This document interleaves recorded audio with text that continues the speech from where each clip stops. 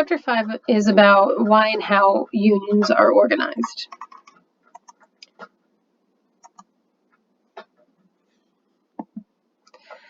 So there are several reasons why unions could be formed. Some of it could be work and job conditions. So there's an alienation theory that says that employees seek collective action to relieve their feelings of alienation caused by division of labor and mechanized manufacturing under capitalist ownership. There's also the scarcity consciousness theory, which says that employees unionize to protect jobs in a job-scarce labor market through work rules, apprenticeship programs, seniority layoff programs, and legislation to protect employees' jobs rights. Then there's also the Wheeler model of union formation, which is a two-stage process that involves workers' readiness to take some form of aggressive action, and that workers coming together with other workers to take some form of collective action. So there's a lot of different reasons why employees would join a union.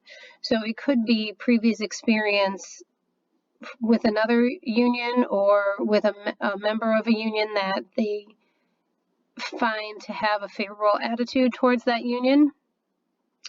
It could be parental attitudes and family experiences. It could also be a need for affiliation, status, and belonging.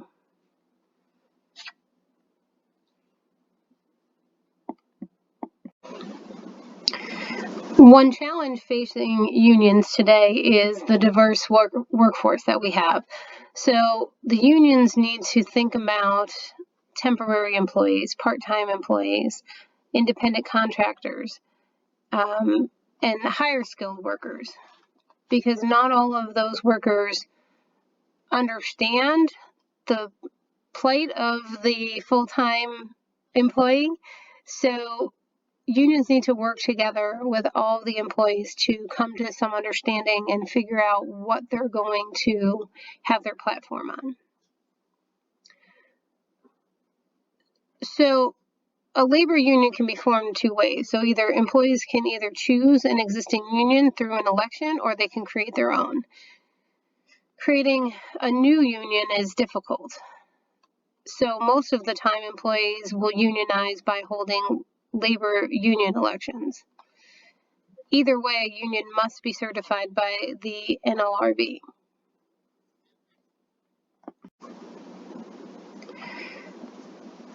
So once a union is formed, they have to emphasize the benefits of collective bargaining and grievance procedures so that the employees understand what they're working towards and how they can help with that dissatisfaction and the fear that they may feel working in their job or fear of losing that job.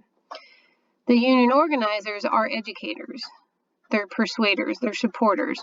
So they need to take that active role in helping employees understand what's going on and what's going to happen next. So once the decision has been made to unionize, there can be a voluntary recognition. So the employer would pledge to stay neutral and not get involved or oppose the organization campaign. The employer would also agree to a card check for union majority status, which would allow the union to forego the NLRB representation election process, which can be lengthy and costly.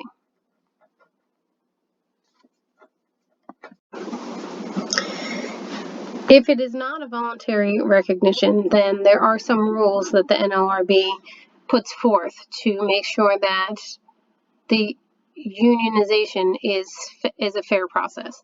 So there is a 24-hour captive audience rule, which means that speeches cannot be presented to employees during working hours within 24 hours of the election. Employers cannot ask employees about their union sentiments, and distribution of union literature and solicitation by employees on company property is permitted during non-working times and in non-customer areas. The confidential material from the company can't be distributed, so unions need to be careful of what information they're giving out. Unions may also show films during the election campaign, and they sometimes want to use email to get their message out and to communicate with employees. Now, employers can ban all non-business use of email, but they can't restrict it solely to union-related emails. So that would be a violation. If employees have decided to create a new union, then getting their message out there is going to cause some difficulties. So new unions can use the internet to distribute their organizing information. They can create videos explaining their union's position to get their message out there more. They can hold public rallies and marches to draw attention to the causes of their union, and they're going to have to do funding. Since they're not nationally recognized, it's going to be difficult to get that backing and get information out there. So they're going to have to do some fundraising for that effort. On the flip side, if you already have a union at your employer, but it's not working for the employees, then there might be a reason to do a decertification. So that's when a majority of the bargaining unit vote to remove a union certification because they don't provide what they're supposed to provide to employees. So some reasons for it would be the poor job that the union is doing to provide services to the member, or the hiring of replacement workers, or the employees are being more fairly treated by the employers. So within the decertification campaign, it's unlawful for employers to obtain the NLRB forms for employees who are interested in decertification. So employers cannot go out there and get the forms themselves and solicit the employees to fill out those forms. They can't provide services only to employees who are interested in launching the decertification campaign. And employers can't initiate the discussion on the decertification process. They can't be the ones to initiate it. So that was a brief overview about how and why unions are formed. There's more in your book, and we're going to move on to Chapter 6. Chapter 6 is about negotiating the labor agreement. So we talk about collective bargaining, and that's an activity whereby union and management officials attempt to resolve conflicts of interest by exchanging commitments in a manner intended to sustain and possibly enrich their continuing relationship. There can be an interest dispute over terms and conditions of employment. So collective bargaining really depends on the issues that are being disputed and how the two parties can come to an understanding. So there are successes in collective bargaining. Objectively, it's the cost of specific settlements to both parties, and subjectively, does it enhance the relationship? So with the bargaining structure, employee groups with preferences will affect the bargaining outcome. And again, the employee and employers have to come together to some kind of understanding that's going to work for both parties, or the collective bargaining is not going to be effective. There's also pattern bargaining, and it's used to describe a situation where union or management negotiators informally attempt to extend a negotiated settlement from one group to another. The bargaining unit refers to the employees and employers who will be bound by the negotiated labor agreement. And the NLRB determines the appropriate bargaining unit for negotiating purposes. So there can be different bargaining agreements and strategies that work in the collective bargaining arena. So there's a lock-in agreement between unions, and it requires each union represented bargaining unit covered by an agreement to withhold final settlement until all involved unions are willing to settle. Now, it was ruled unlawful by the NLRB, so it's not a strategy that's being used at this time. Leapfrogging attempts to use the most recent contracts in the industry as a starting point for extracting further concessions, so it's just a start-off point. The whipsaw bargaining strategy is an employee's use of the terms of an agreement with one bargaining union as leverage in negotiating with other bargaining units. And an employer cannot withdraw from bargaining without the union's consent once bargaining has commenced. So who's part of the negotiating team? So it's better to have a smaller team than a larger team. Too many cooks in the kitchen, too many opinions can create a situation where you're not getting to an endpoint or you're not being able to negotiate properly.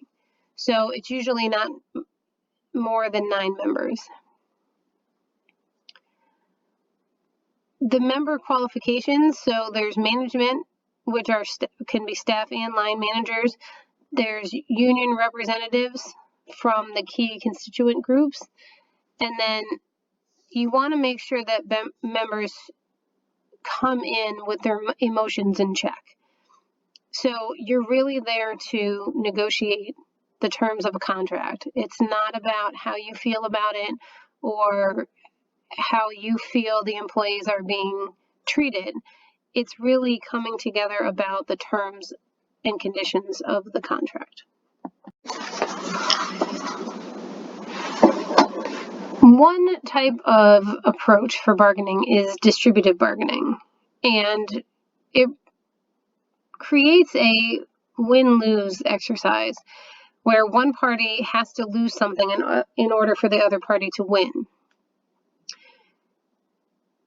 Each party relies on its bargaining power to get as close as they can to the other party's resistance point. Integrative bargaining is really a win-win situation, or interest-based bargaining. So both bargaining parties seek to satisfy each party's substantive interests while strengthening their relationship. So it's not usually contentious.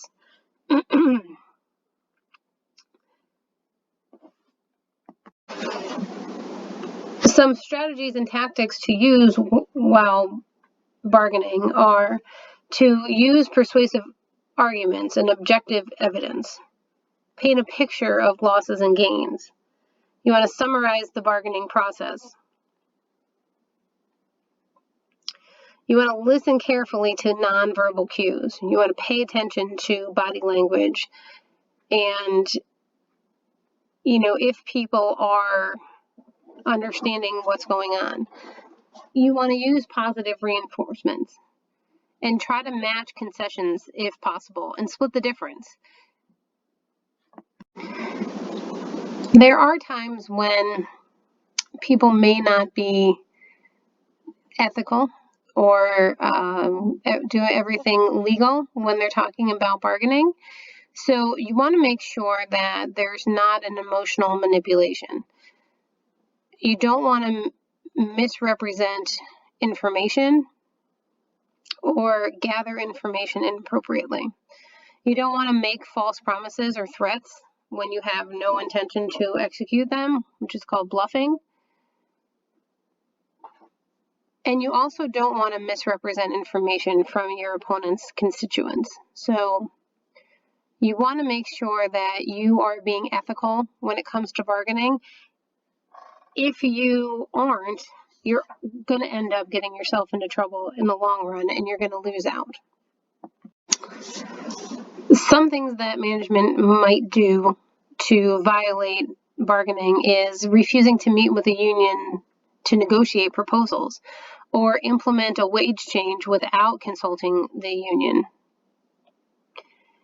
They might refuse to give information necessary for the union to effectively bargain.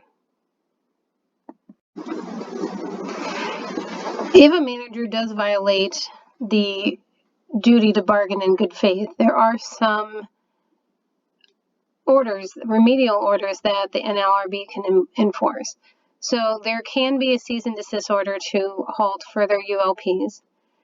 There can be a requirement of written notices for employee basic rights under the LMRA. And there could be a requirement to take affirmative action to restore employees' rights and remove the effects of the past practices.